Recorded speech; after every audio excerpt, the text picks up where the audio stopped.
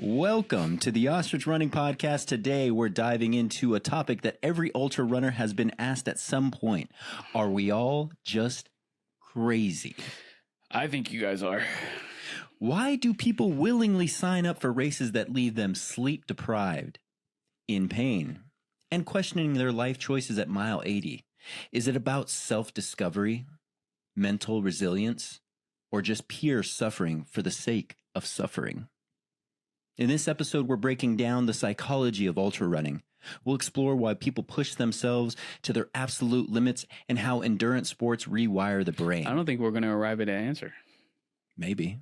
I mean, knowing our podcast, we won't arrive at anything beneficial for any listener. It's not true. And whether there's a difference between testing boundaries and just being a masochist. And of course, Jarrett will be here to remind me why this whole thing might be completely ridiculous. Let's get into it. This is the Ostrich Running Podcast.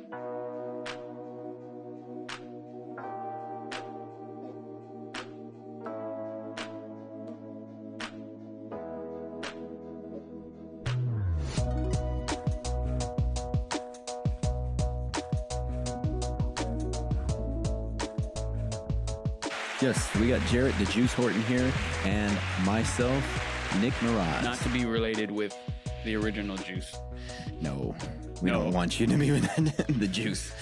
Yeah, so welcome. This is episode... Hey, don't forget Matt. Hey, Matty. Matt's got to be here. Good to see you, buddy. How have you been? I heard you just got a job, bud. How's it been going? Yeah, how's that new job going? Loving it? He doesn't look like he's loving it. No. It's okay, Matt. You go take a little bit of a break. We're going to hang out here and have a good time. We might even put you right here. Just lean you until up. we get a stand for you. We're going to get you ready, dude. Don't worry. You're at the You bottom. can sit right here. Oh, yeah, that's cool. Lay down. It's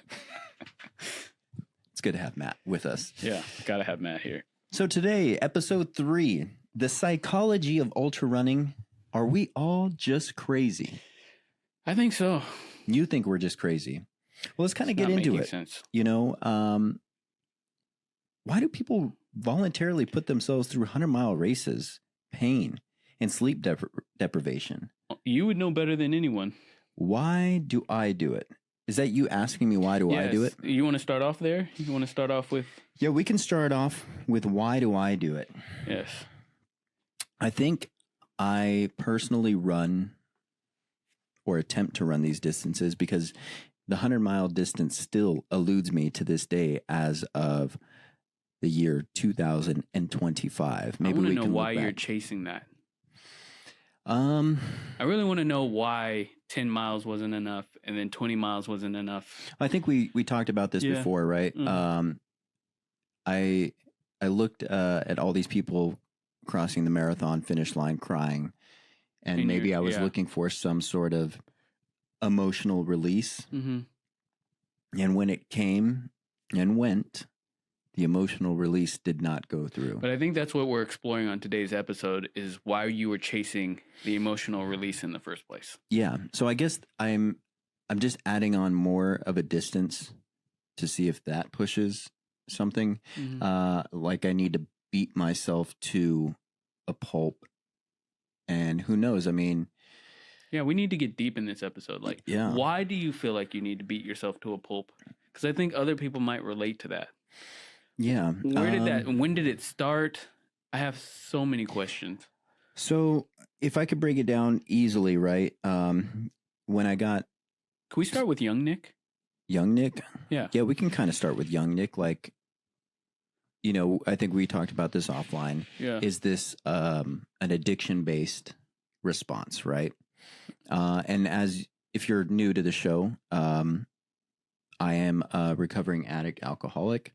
Very actually, open there's a caveat to the last episode. I believe I said I was 6 years, going on 7 years. Mm-hmm. I'm actually going on. What is that? 2009, 2018. I'm going on 7 years. Congratulations. Yeah, Nick. yeah. This year will be 7 years. Wow. September 12th. Mm-hmm. Amazing. I remember that day because there's another date that you just never forget. So I knew right. it was always the day after. You want 7 to tell years. us what that was? September 11th. Oh, wow. Yeah, got it. You ever heard of that one? No, yes, I have heard of that. Yeah, I thought it was September like 12th. a child's birth or something. All right. Let's not forget that day. God. So, we kind of offline were talking about, what did I show addictive tendencies in my younger age? Right. This might be a question for my mom. I don't know. I think but from my perspective, I think I kind of did. We identified a moment. I was telling some stories of what I used to be like when I was younger, making jackass videos with my friends. That.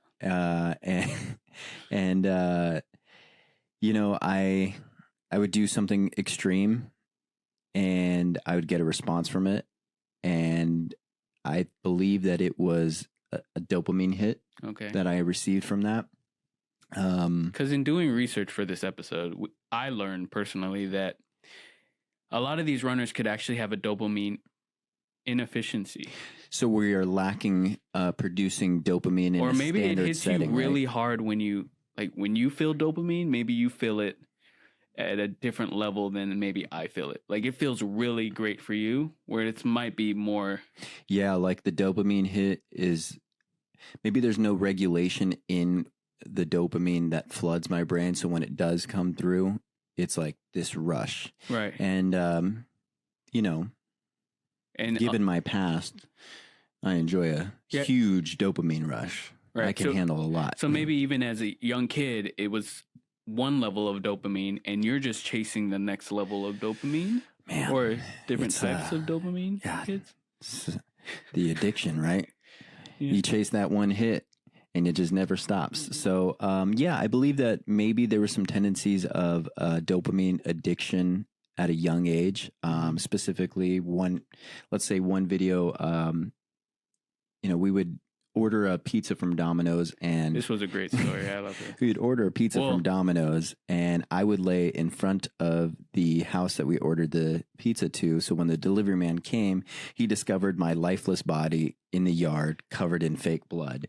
This was a dare, right? Yeah, I mean, it wasn't necessarily a dare. We're just like, hey, this would be a good skit, So, in your group of friends, were you always the one doing the actual? Yeah, I'm pretty sure I was the monkey that they would just be like, they're like, I bet Nick won't do this. I bet you I think they would probably say, I bet you Nick will do this. And then somebody was like, there's like no way. Another friend was like, let's get crazier. Let's get crazier. Yeah. Or there's no way. I bet he won't do this. And then they had a challenge amongst themselves. Yeah. And sometimes I would be a little nervous, right? Mm-hmm. And I would have to push past that. Like, okay, here we go. Like sitting outside of a porn theater in the local area with a sign that says, go home, perverts, while wearing a toddler lion costume. And how old were you? I believe I was 14 years old. So that dopamine hit. We're definitely going to be doing a documentary on this man one day. So that dopamine hit was something that, I probably chased for at a young age, right? And continued on with the addictive days, always getting some sort of rush, adrenaline rush, right? So I don't know if maybe dopamine is correct in my explanation. There's definitely some sort of adrenaline, right? Okay. Going to, the pre-race of any race, I have a hard time sleeping. I have some excitement. You're excited. You're not nervous. I'm just like, oh man, I'm not going to sleep tonight because I got to wake up at 4 a.m, 3 a.m, get my stuff ready. If I hadn't already, packaged everything up, but you just don't want to oversleep. That's one thing that crosses your mind. You're like, oh my God, don't oversleep this, right. So you don't feel any fear the day before? Oh, for sure. I feel fear. It's, I hope my body, I think there's a lot of questions that it's just like, I hope my body takes me through as far as I can today. Mm-hmm. I have noticed in the more recent races, I try to be more mindful of being grateful to my body and appreciative of what it is. I give a little thanks, for getting me this far. Yeah. Now just a little bit more. How strong you are. Yeah.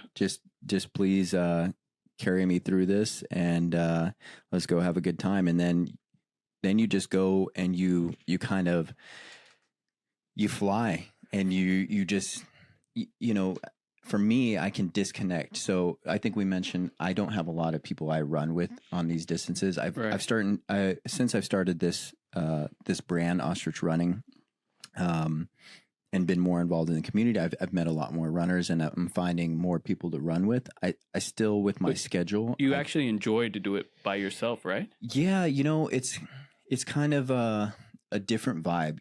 Like if you go run with people, I enjoy it because the people I run with, we get to catch up on old stories, talk about life. How's everybody doing? It's kind of like a moving therapy session. I should probably do it. I would hate to run and talk to somebody. It's hard. That was something that took getting used to because I would be so out of breath, right? And that's why they talk about running at a conversational pace, right? Right. So you run at that conversational pace, you can just sit there and go and kind of, you know, disconnect for a little bit. But I have no problems when I'm by myself, really just getting in the zone and disconnecting. I prefer that. You prefer that? Yeah. Anytime I run, and I guess the difference between me and you is I do feel like I get to a point where I'm really tired running, and then I love pushing through that a little bit. Yeah. And then, yeah, that feeling of clarity when you get to that point where you're just running and it's kind of on autopilot. Yeah. But I don't crave it the next day. You don't? No. Now, see, it wasn't like that for me in the beginning, right? I didn't crave it. It was work, right? Now it's kind of like, say you eat a lot of vegetables, right? Mm-hmm. And then you just go eat like fast food, right? You're gonna feel like kind of crappy, you know. And let's say after a week, your body starts craving like what you just gave it a consistent amount of, right? So if I go anytime without running, like recently was the holiday break, right? Mm-hmm. Or you've been injured a couple times. Yeah. And the mind just starts freaking out. And, you know, you get, well, me personally, I get very agitated. Right. My patience level goes down, which I'm sure you understand me as being a very patient person. Yeah. I understand myself as being very impatient, and I do these things to avoid which is being crazy because you seem to be like a very calm. Well, I think for it's the most part. I think it's because I give myself a little wear and tear to bring it down to everybody else's level. And I do feel that because if I don't play soccer for a couple weeks or I don't lift at all, so I feel like I'm craving the same things you crave, but you crave them at a higher level. So maybe like you said, the dopamine hits are at a different level, right? Right. Well, you know, maybe. So it's mentioned here that, you know, many ultra runners describe it. Or you feel things deeper than everybody else. So I don't know if that's dopamine. Would that be dopamine? Like, I feel like. Yeah, I mean, it could be personal too. Yeah. I mean, you know me on a personal level, like when I'm attached to something, I'm attached. I'm all in, right? I'm never just a little bit in. Yeah, and you're like, if we're going to do this. We're going to do it. Well, yeah, why not do this all the way? Yeah, so it's mentioned that, you know, many ultra runners describe a deep internal drive, you know, that it's not about money or recognition, but testing personal limits. So that seems to be the common answer in some of our research, right? That they have a deep internal drive. What is that internal drive? And I like how it mentions money, and money's not really the thing, because I've told this to you before. There are so many elite athletes in here that are just, you know, influential, sell products. And I was telling you, I'm doing more research on runners, and a lot of them are actually CEOs. That's true. That is true. And that's what I was going to say. High-paid individuals. And not all of them, like, so the elite runners that I know and that I follow and that I am inspired by, they will go and run these crazy races and then go to their 9-to-5 job. And they do that throughout the week. How do they do a training process? How do they do all that? Yeah, it's raise like they kids. Needed to function. It's like balancing them out or something. Well, what other sport that is nationally recognized, that has a following, that people actually purchase products from that category of sport, and the athletes who are representing that sport are not paid? Like football athletes, like football players, NBA players, tennis players, golfers. They're really doing it for something else. And they're getting so much money. I bet you can take probably every one of the top 10 athletes and ask them what they do, and they struggle to survive off just some sort of minimal, what's the word I'm looking, contract, you know? Mm-hmm. It's crazy. It's crazy. Because how much do they make? How much do like long distance runners make, maybe? You know, I'm going to look this up right now while, you know, I haven't really, how much do elite ultra runners make from contracts? While you're looking that up, I was reading about one website that it was like some blog. I'm sorry, I don't remember it. Wow. But I'm going to tell you the number. Like after. ultra running has picked up like 1,000% in the last couple of years. Yeah. Too. COVID definitely, like any industry, launched any market that, you know, during COVID, running, crafting, videography, you know, whatever it may be, it just blew up any of those markets, right? Right. But it's sustained now, right? And I feel like it was a perfect storm. People needed to do something. Mm-hmm. You know, they picked up a hobby. They either got back into running, they found running. You know, right after that, Olympics. Right. You know, started to go through. And then 4 years later, another, you know, Olympics came in and everybody was already full invested. Seeing the mental benefits of it, right? Yeah. So elite ultra runners typically earn a modest income from contracts, with most making between $10,000 and $30,000 annually. This is the top of the top two. Yep. And the small percentage of top earners reach the $60,000 to $100,000 range. Crazy. Right. Insane. So especially right now, you couldn't even survive. No. Dude, it's wild. And in order for you to be an elite athlete, you need to be training just like an NFL player. More. Maybe. Like amount of hours. Well, this actually kind of goes into something we'll discuss a little bit later, you know, who has it worse, right? Right. But we'll get to that. So you better love it, because can you imagine if all professional athletes made like 60 to 100 grand? That's it. I bet like, what would it be like? Companies would love that, because you know what is crazy? Hoka is probably making so much money off these runners who are just posting their Hoka, you know, Clifton or whatever running shoe that they're owned using. by UGG, so it's the same. It's a $1 billion company. It has to be, right? Yeah. Mm-hmm. But like any other company, apparel, Nike, they're paying millions to their athletes that are outside of running. Right. But I bet you that there's more runners. And when's the last time you saw anybody in some LeBrons? Yeah. I haven't seen anybody. And runners are buying shoes probably at a higher rate, because depending on how much they run. For sure. You know, 300 miles on a shoe. That why aren't these guys more famous? It's just something that people don't watch, I guess. Andy Glaze, who runs 100 miles a week, who's been doing it for years now, he goes through a new pair of shoe every month. That's every month. Right. How many followers does he have? Probably quite a few, like maybe in the, let's see here. Yeah, why not? Yeah, we'll look this up here. He is probably Andy Glaze. So he's at 227,000 followers.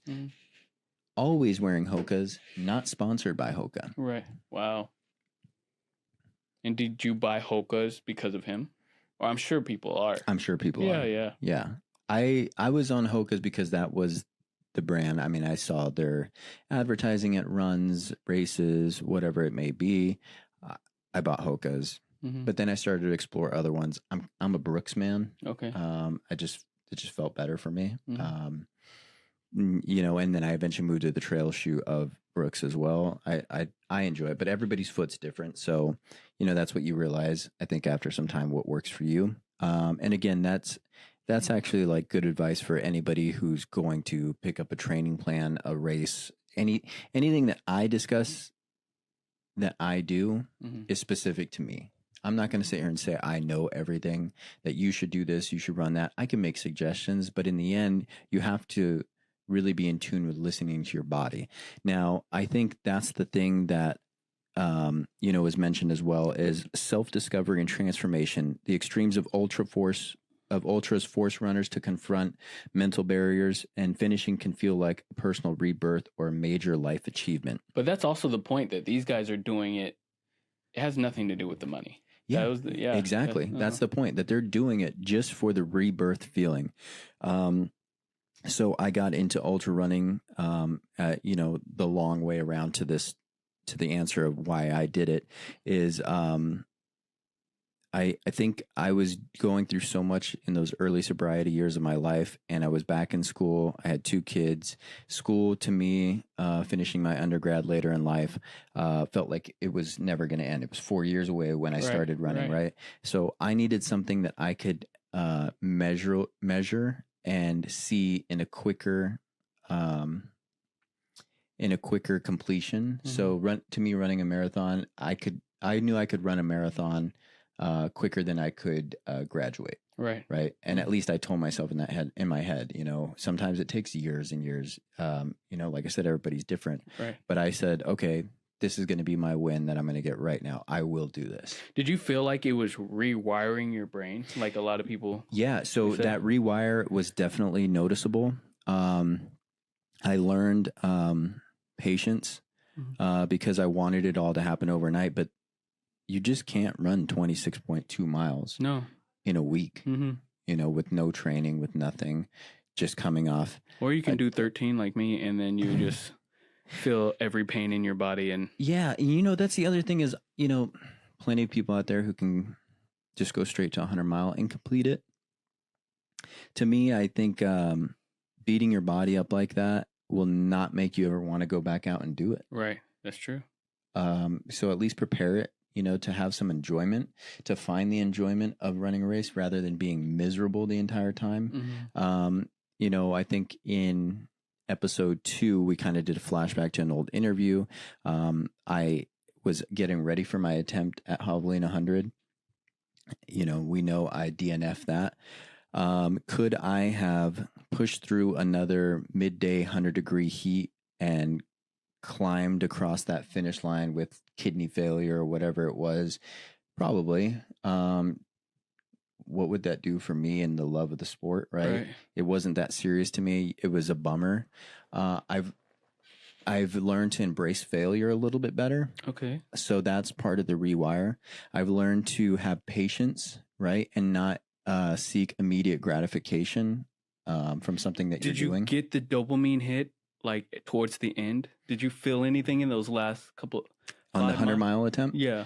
I just felt sick because I was sick for my daughter. Just sick. I was sick. I had the flu. So even at the end, because I know the audience doesn't know this, but you felt pain way before you stopped. You felt... Yeah, but I was pushing through it, and I was like, I feel great. And even right when I came to the aid station for the last time, I was okay. I was going to still go. But as I came in the last few miles, I mentioned to you, my body stopped working. Right. Literally, my legs stopped turning. I started to fall out. One of the runners kind of caught me, and I was like, oh man, that's not good. Right. And like when we talked with Garrett, right, who was a guest in our last episode, he mentioned that, before he had even any inkling of quitting that 100, his body started to react differently in that initial stage, right? So I would think there's a point in there where you're pushing through your barriers that you might start to feel that. Yeah, I think that feeling that because your body's pulling everything that it can to push you to the next limit. I'm wondering, does that feel like maybe like your addictive days or your addiction days? Yeah. Is there a similar feeling? Or is it completely different? You're probably, now that you mention it, it is a little bit crazier, right? I never really made this comparison and this connection. But yeah, there were times where I don't even think my body wanted to use anymore, but my mind was like, just keep going. Most people... This is running, or this is in my addiction days, right? Okay. And, when you're around a certain set of people and you're partying all the time, right? The normal person says, okay, we've been going all week. Well, let me even bring that back. We've been going all weekend. I'm going to take a break for the next couple weeks, right? Right. I was the type of person who was like, no, we're going 7 days a week and we're going for multiple weeks. Yeah. Why? Right? I have no idea. Because there had to have been a point where you're not feeling, like, are you feeling enjoyment after those 2 days? Like on the third day when you're still awake? Yeah, I think you get enjoyment out of like in the early days of like, oh, I'm pushing the limits. Mm-hmm. And this is personal, right? I'm pushing the limits of what I can consume and take and put my body through. And I think I liked that.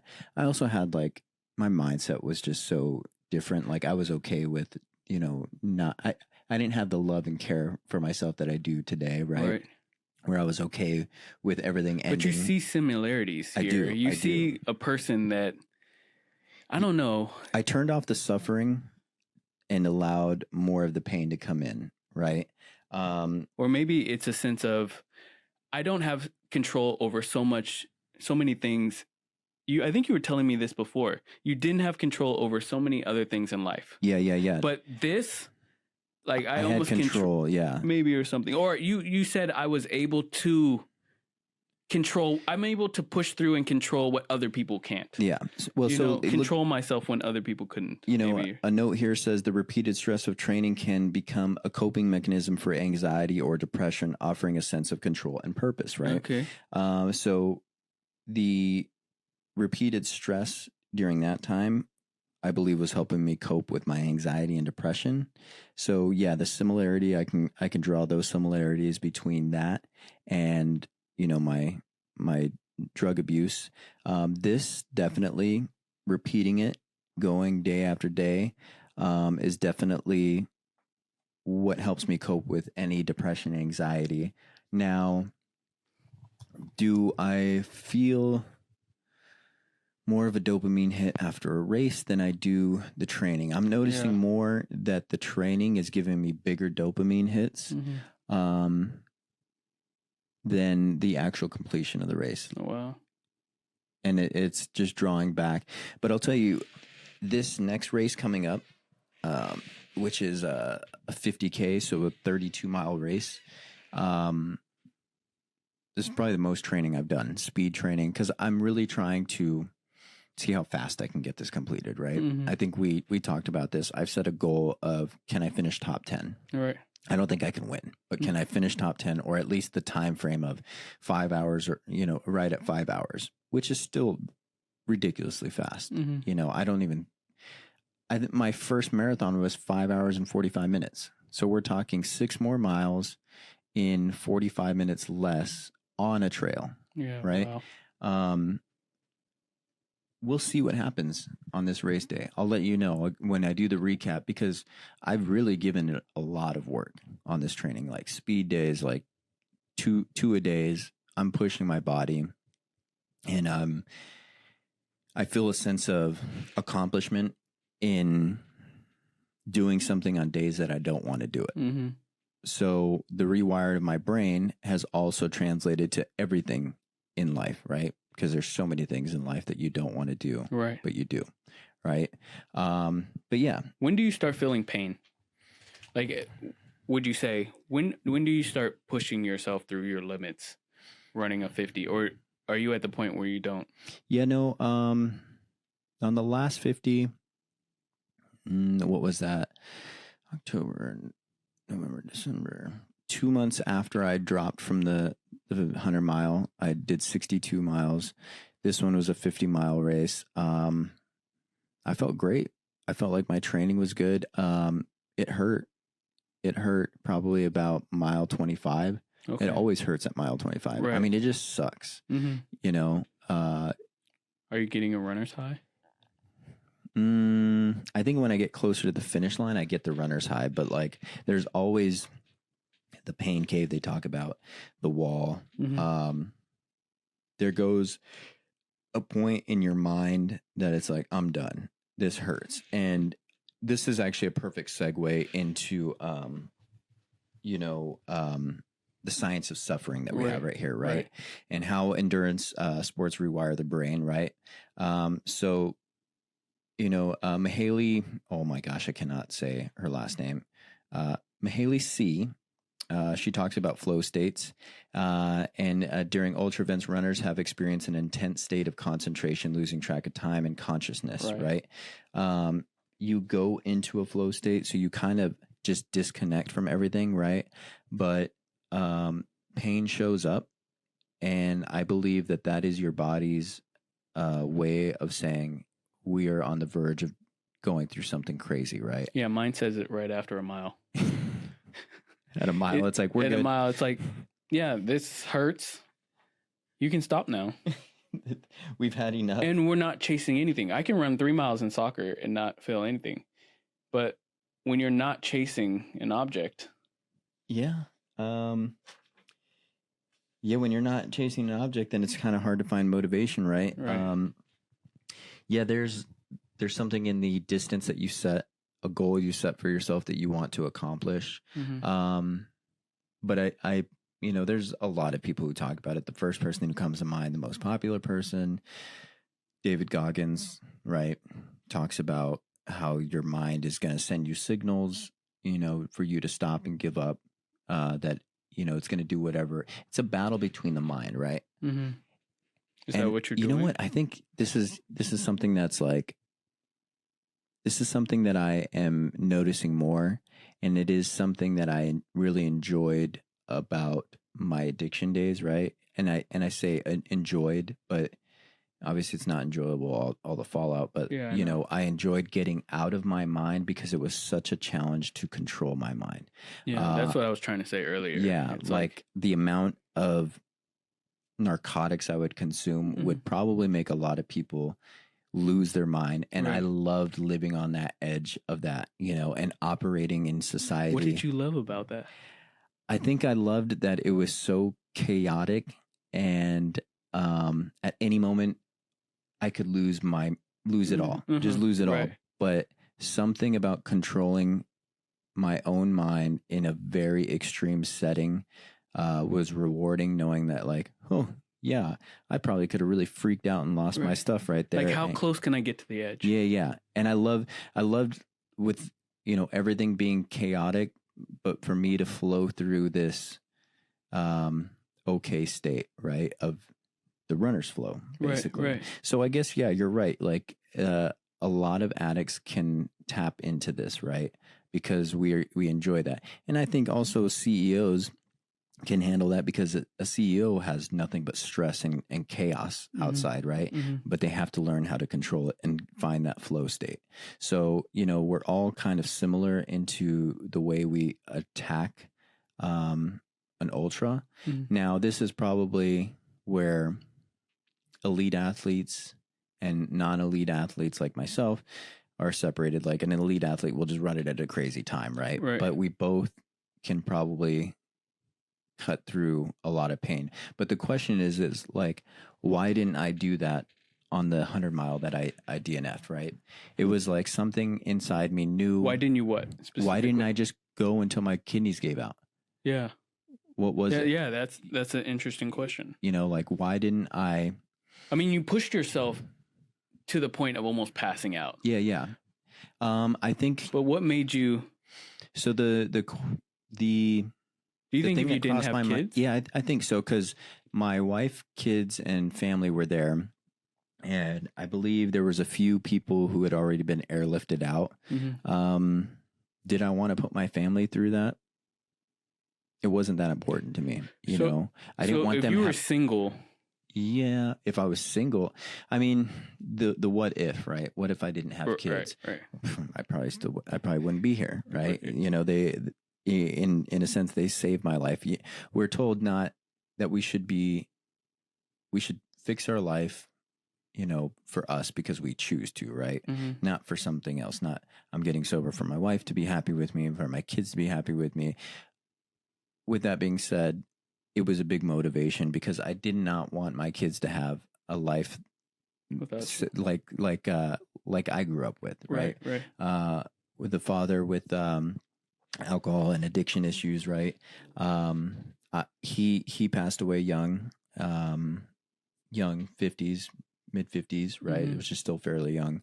I just didn't want my kids to have to go through that. So I knew at some point, I knew I was capable of it, because if my dad could do it, I could do it way better. Right, right. So was that used to be a thought? Yeah, I mean, if he can go out that way, I can go out that way too. But I didn't want my kids to have your experience. Yeah, my experience, right? So I was gonna do what I can to make sure that I'm here for them. And at that race, it was I don't need my kids and my wife to go pick me up from a hospital, right? Because I had to finish this 100-mile.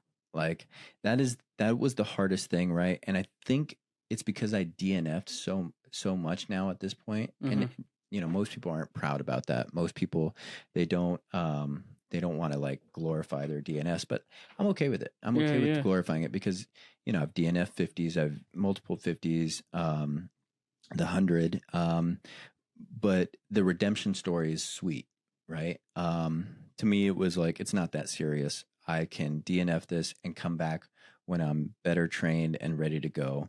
And that's because... In your addiction days, real quick, do you feel like you ever DNF'd?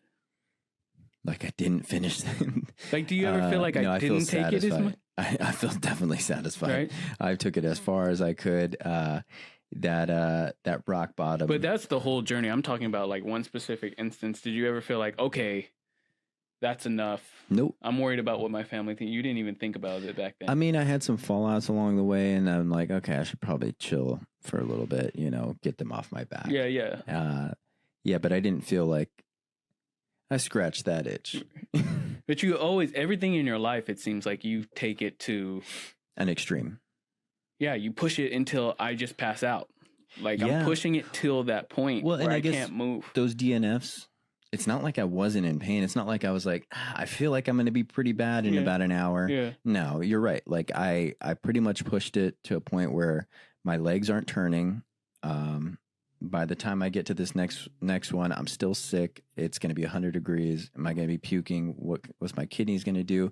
So I learned to listen to my body. I guess that's a lot of growth, though. Yeah, it's a lot of growth. Like because time, you easily probably could have been like, no, I'm going to just keep running until that's it. Like until I pass out. And what was hard to pull the plug on that is I specifically didn't sign up for any races that whole year. So 9 months I didn't do any races. This was the only thing that I was going to do. And to get there, be sick, run it anyway. And he beat himself up for weeks after not finishing. I was very disappointed. And we were all saying, like, you ran 60 miles. Yeah. Do you know how incredible this? You ran only 50 before that, right? Yeah, the 50 was the furthest that I'd ever gone. So you beat your record, and you're still beating yourself up because you set your mind up to do something. I guess maybe not much has changed. No, I think a lot has changed. I mean, you even stopping. Maybe not much has changed, because what did I do? Right after that, I'm like, I got to go sign up for a 50 mile. But that's, I mean, go get a win you somewhere. Get right back up. Find your wins where you can, because losses are going to come often. Which is huge. So be okay with failing, because if you're not pushing yourself to a moment of failure, you're really not pushing the boundaries of what you're capable of. It's all how you look at it too, because you didn't fail though. You pushed yourself to a new goal, and when you pushed yourself to 100, you ran 60. Yeah, you're right. You got to identify, the wins where you can. If that would have been a 50, you would be celebrating after. Yeah, but right. And then it had been like, and then you ran 10 miles after. Yeah, 12 more miles after, almost another half marathon, right? So there's so many correlations to real life with what you guys are doing. So that's the beauty of this, right? This rewire that I think I have come to enjoy, because I see it translate to so many things in my life. Starting the business, finishing school, being a parent, is like dealing with your kids, man. Like you feel like you're not getting anywhere. Like, am I even doing this right? Because one, there's so many books. It's just like running. Right. Everybody has a take on how to be a parent and what would work. But guess what? we are all individuals. It only works for their own kid. We are all different. We all have to find our own way to parent, just like we have to find our own way to run. Whatever works Which for shoes me. you have to wear. Exactly. The diet, everything that you do, you have to learn to listen to your body.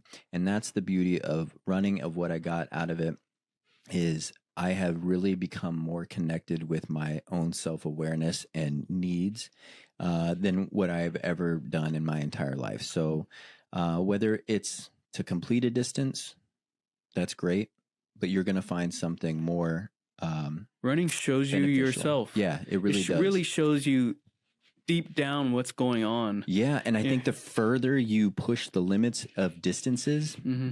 oh God, you find out some really crazy things Right. like, oh, my body can actually expel a crazy amount of vomit Right. while I'm running, or And do I push through that Yeah. after? Am I the type of person that feels And pain you know and what? can push through it? Am I? I'm a puker when I run. I'm a puker. I'm a puker. Yeah. So there's not a run. Well, I mean, you do eat some crazy stuff before, whereas I don't eat anything. I'm a runner who's going to gain some weight during training, and I have no problems with it. It's almost like when you meet a new person, maybe even when you meet a girlfriend or potential wife, if you can get her to go running, you can learn so much in a quick, short period of time, because that person running with you, I'm sure I would have, like, if I would have went running with you before I even got to know you, I could have told you so much about yourself. Yeah. Like, wow, this guy's pushing himself. Yeah. His leg just broke and he just tripped on the side of this rock, and watch how he pushes through this. Like, no, Jarrett, we're going to finish this 3 miles that we set out to do. Yeah. Yeah. Yeah. And then he's like, can we do that again tomorrow? Can we do that again? You ready for another one? Yeah. Yeah. Well, the body starts adapting quickly. The more you beat it up, the stronger it gets. It shows you, With it reveals rest itself. days. Don't be scared of rest days. It's okay. I mean, some people will do it and never do it again. There's some people who will run and never have a rest day. Again, everybody is different. But I can say personally for me, a good rest day is very, very much needed. My mom actually started, she was not an athlete growing up. And her personality in life is always to put things back where they go. Mhm. She does the same things every day. And it's amazing. She has woken up since I was young at 4 o'clock or 5 o'clock every morning and runs or works out. And she wasn't an athlete. And you can tell that's her personality in life. Yeah. And she's not a CEO, but she's not. She's up. I mean, she's up there, like in upper management. Yeah. So she's very high up. So like CEO qualities, right? You would say of a leader. For sure. So maybe when we say CEO, it's like a leader, right? Yeah. Yeah. And I think maybe to be a good leader externally, you have to be able to lead yourself internally. Right. You have to be able to control the universe that is happening in here of your mind and body, and becoming a master of that allows you to operate in this world in a better state. But yeah, and it's gonna show me who you are. Does she like waking up at 4 a.m. every day? I don't even know if she can. Yeah, she likes it, I guess. I don't even know. I'd have to ask her if she actually likes it. Yeah. Or she just feels like I started, I have to do it. But it's showing me, like, if I could just see how she runs every day, I could have told you so much about other parts of her life. Have you guys ever ran a race together? Like a 5K or anything? Yeah, we've done a 5K. Yeah. And how was that? It was good. Yeah. I mean, she didn't get the bug to run more of those, but she runs every morning. I don't know. She likes it. Yeah. But whereas my personality, you could see so much, like, first off, maybe I need some motivation in life. If you look deeper, like, the reason why I can do soccer and run all day is maybe I need to see the ball to chase it. It's very hard maybe for me to be with my own thoughts for a long period of time, or I don't know. Yeah, and that's for also, I mean, maybe that's why you enjoy running at soccer, because you don't even get a chance to really be in your own mind. You have to be aware of what's going on while you're working about out other things, and distracted. And it's a scary spot to be in. I'm sure people who are, run long distances can relate with me. Your mind goes to some weird places when you're on a long run. People who run on a track, it's even... Yeah, that's crazy to me. Just I do the same intervals circle on there. over and over again. Yeah, it's wild. So Damn. as we kind of get to the end of this conversation, right? We're definitely bringing on a psychologist or Yeah, if you One know a time- psychologist, please, who likes running. Let's explore Nick. Let's explore get it. even deeper. Let's Oh my gosh, we're gonna have a live therapy session. Yeah, with Nick and trying to explore how, So he is the way that he is. Because I've been trying to figure it out for years. is it about pushing limits, or is it just about self-inflicted misery? Yeah, You know? Nick. Great question. I couldn't have wrote that any better myself. I think it is about pushing the limits as necessary as possible, because of the spiritual sense, right? The spiritual journey we are on. I'm very, maybe this is a lot of the narcotics that I did back in the day kind of rewired my brain already, very hippie-esque, right? I'm all about the spiritual connection and the journey right within. And I believe that Yeah, they attacked you on your last run too. the spirits are The out spirits, there. right? Yeah, run in haunted places if you Yeah, really we said want to that feel last time, alive. too, yeah, That'll get you. run scared. If you Ostrich Yeah, running. right, Maddie. Well, don't worry, we're not going to put you in any haunted places. Okay, you just got a job.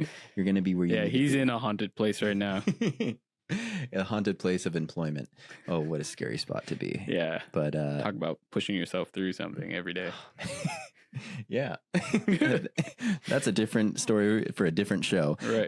But yeah, I'm all about the spiritual journey. I think finding yourself while completing some goals is very important for somebody to do.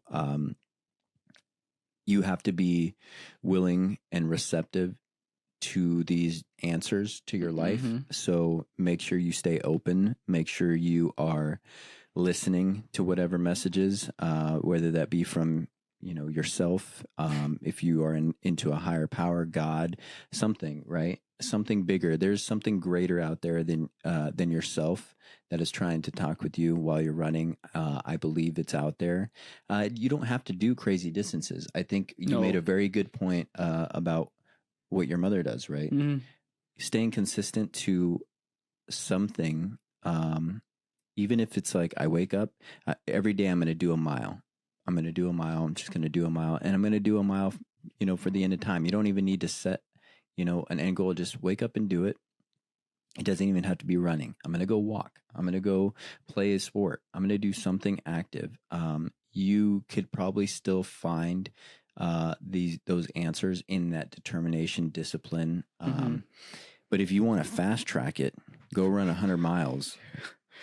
You can do it. You can probably God. cut out 10 years worth of discipline and just go do 100 miles and really see what you're about. But I have a question towards that. Do you Mhm. think most people in their daily lives try and push the limits? No, You don't think so? I don't think so. Even if it's chasing money or Yeah, because yes, you can push your limits into chasing money, no, you That's can do that, but but or do people just get stagnant? well, I think it goes to the point of our brain that's trying to save us from a long distance, right? And I'm just making the running comparison because that's why we're here. Your body's telling you you're tired at mile 48, mile 35, whatever it is. Like, there's no way we can go another 20 miles. There's no way. I'm tired. I'm done. If you push through it and you keep going, you eventually go over that resistance because the brain is trying to trick you, right? Mhm. So I feel like most people outside of running, it just in your daily routine, your obstacles that you face daily, your mind is constantly trying to trick you for the path of least resistance, which makes sense because we're majority water, and that's all water ever tries to do, right? Is find the path of least resistance, right? Yeah. So us as humans, we're going to try and But we also like to go with the stream too in that. go with the flow. Because my uncle, he's ran a half marathon his whole life.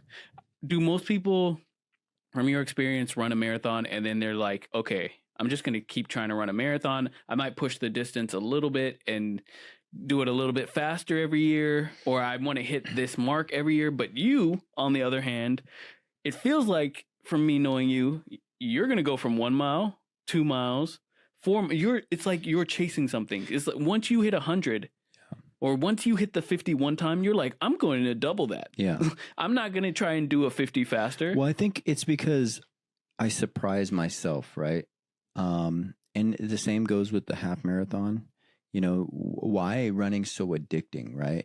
Is when somebody signs up for the 5K, they're like, dang, I did a 5K. Can I do a 10K? And they go and they do 6 miles. Yeah. And they're like, oh my gosh, I can do a 10K. That's 10 miles. That's only a 5K away from a half marathon. What's so interesting to me about you is, though, I feel like everybody gets to a point where they're going to hit 20, maybe a marathon, and then they're like, maybe I'm good.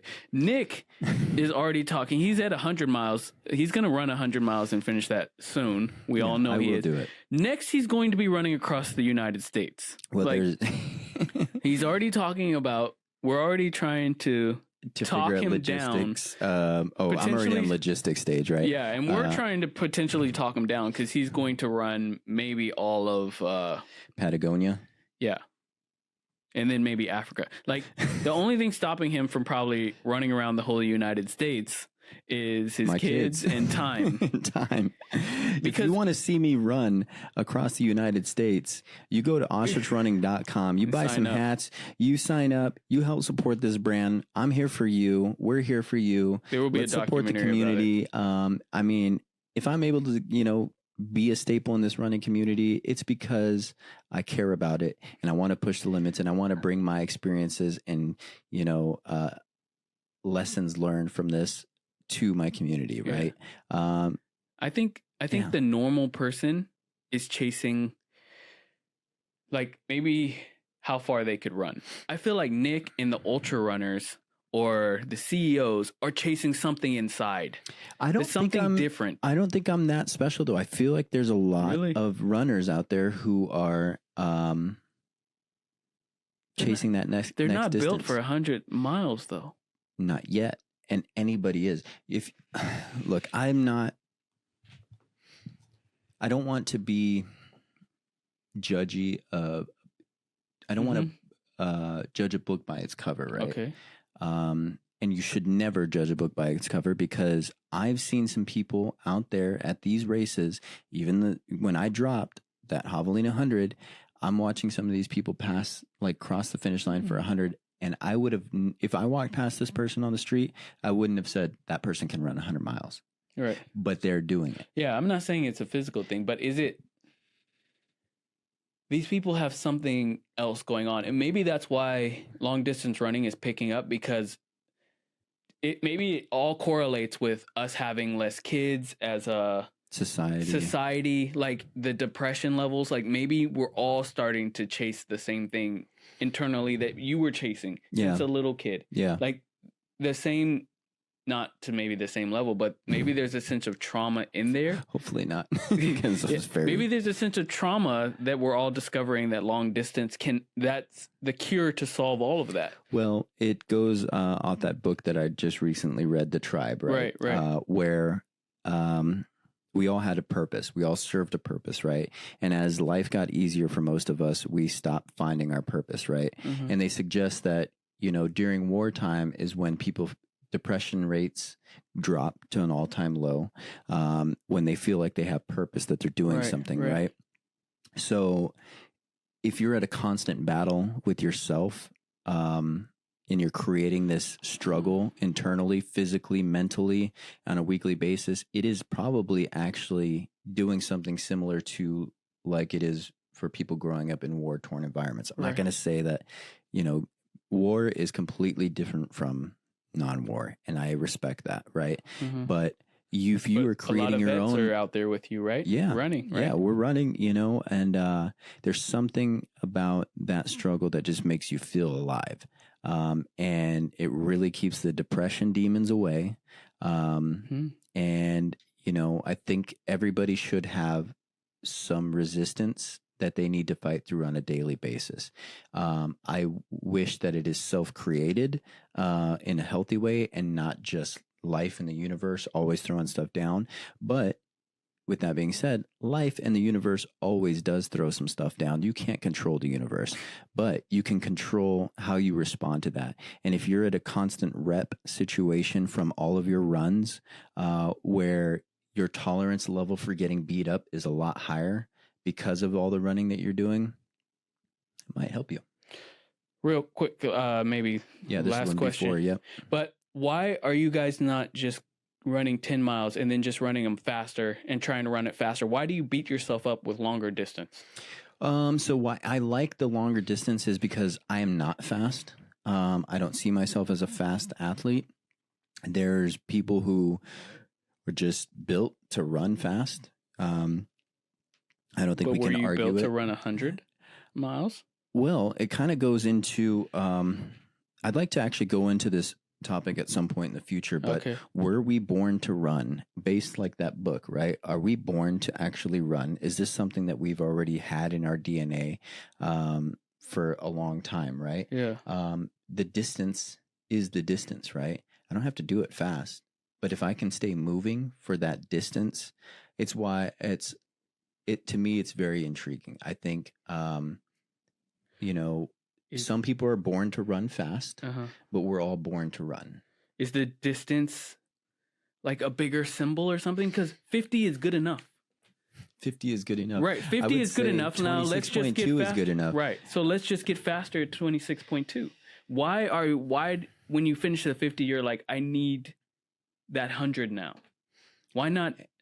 Like me personally, for the half marathon, I ran it in a little bit over 2 hours. It pissed me off. Now I want to run it under 2 hours. Then I want to run it at 1 hour, 50 minutes. That's something that's yours, right? Like, yeah, but what? Yeah. Maybe that is your why. Like, I want to improve. I want to run more because I want to run faster, right? These shorter distances. What is it about maybe 100? It's because I set the distance as a challenge of a marathon, right? And overcame that challenge, and I just was curious, well, how much further can I go? And it was mind-boggling to me that somebody ran another marathon after a marathon. That stuff. But did it amaze you that someone ran it in under 2 hours? Oh yeah, it's still amazing. It's incredible. Why not chase him? Because I don't think I'm physically ever going to be capable of running Kipchoge's time of a marathon under 2 hours. I don't think it's physically in my body, but I can go a distance. If I can go the same distance as him, then I can do the same distance as Kipchoge, which is why I say it doesn't matter the time you did it, it's the distance, right? Mm-hmm. Now, there's people running marathons after marathons, and that was mind-boggling to me. Can I do that? No way can somebody do that. And I went and I did it and I answered that question. And then I'm like, can someone run 4 marathons in a row? Yeah. And people are doing it. And then who knows after that? Because now that I know it's capable, right? Sure. The 250 mile, 250 mile. Yeah. They have it coming up called Cocodona 250. What is Nick chasing? We have to figure this out. Now 250, then it'll be 500. What are we looking for? Then it just becomes consistent days. We're like, how far can we go until the body's like, I think there's something. You want the body to crash. I think I do. I want that. It crashed last time. Yeah. And I felt, maybe that's why I felt satisfied. I was like, okay, push my body to the limit. There's no more going after this. I got to try and hit it again, come back and see if I can push that limit a little bit more. So I know we're right at the hour mark. Yeah. And, that was a very... we need a part 2 of this. We might have to revisit this. I'm going to set a reminder here to come back and visit, because this is going to be the evergreen question that we need to answer, Jarrett. And actually, maybe for myself as to why, are we all just crazy? What are we doing this for? If you have a moment to, leave a comment, why do you run? What keeps you running? Were you good with the marathon? Were you good with whatever distance you did? Why do you? Are you planning on, after running a marathon, going to a 50, then going to 100? Yeah, I want to hear feedback. I think Jarrett wants to hear feedback. Go in our comment section. Go on our Instagram, Ostrich.running, and leave us a comment. Just I'm curious to see what everybody else's why is. But yeah, that's another episode. Thank you to my co-host, We're going to Jarrett figure the this Juice. out. I'm Nick Miraz. I'm lost. We're going to find out some answers. 100 miles. Stay tuned. We have a lot more interviews coming. I'm so sorry, Maddie. We just beat you up here, and it's okay, bud. We're going to see you later. Go ahead and cue that outro music right now. You have a good one. This is the Ostrich Running Podcast. Take care, guys.